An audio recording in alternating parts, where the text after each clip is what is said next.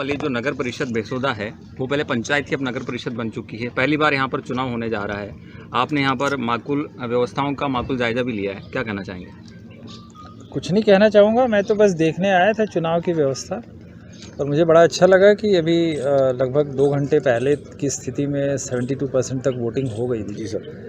और प्रशासनिक अधिकारी होने के नाते हमारा दायित्व रहता है कि कानून व्यवस्था अच्छी बनी रहे। चूँकि बरसात के समय ये पूरा मतदान हो रहा है, हमारी चिंता ये थी कि बारिश के कारण मतदाता जो है मतदान से वंचित ना रहें या किसी कारण दूर ना रहें। तो चूँकि अच्छी संख्या में वोटिंग हो रही है तो मुझे लग रहा है कि हमारी मेहनत सफल हुई और इसके लिए निश्चित तौर पे भैंसोदा के लोग भी बधाई के पात्र हैं, क्योंकि इतना शांतिपूर्ण और आराम से चुनाव चल रहा है कि ऐसा लग रहा है कि हम लोग बहुत आवश्यकता थी नहीं यहाँ पे।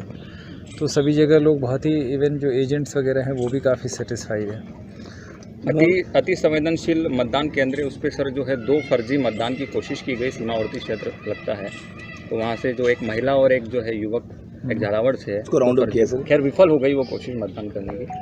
दरअसल 2 चीज़ें हैं, एक जो मतदाता सूची में मतदाता का फ़ोटो होता है जिससे वो पोलिंग ऑफिसर उसको मिला सकता है। दूसरा जो है कुछ रिस्पॉन्सिबिलिटी चुनाव लड़ने वालों की भी रहती है।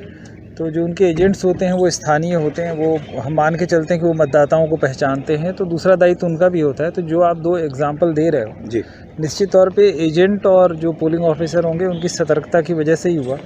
तो यही कार्रवाई होती है चुनाव के दौरान जो है, और जो ये मेरे नॉलेज में नहीं था, लेकिन अगर इसको रोक दिया गया तो बहुत ही अच्छी बात है। ये भी जो है निश्चित तौर पे इसके लिए पूरी पोलिंग पार्टी और जो एजेंट्स हैं वो भी बधाई के पात्र हैं। लोगों पे सर क्या कानूनी कार्रवाई होगी? हाँ, ये प्रतिरूपण तो FIR दर्ज होती है ना, उसमें 171 ख IPC की धारा के तहत उसमें कार्रवाई होती है, तो वो तो पुलिस उसमें कार्रवाई करेगी। लेकिन वो अगर जैसे 2 मतदान केंद्र हैं, सेंसिटिव भी थे और 2 मिल भी गए, तो इससे ये भी सिद्ध हो जाता है ना कि पुलिस के साथ जो हमारा समन्वय था उसके माध्यम से हमने संवेदनशीलता की भी सही पहचान की। कई बार उसमें भी त्रुटि हो जाती है तो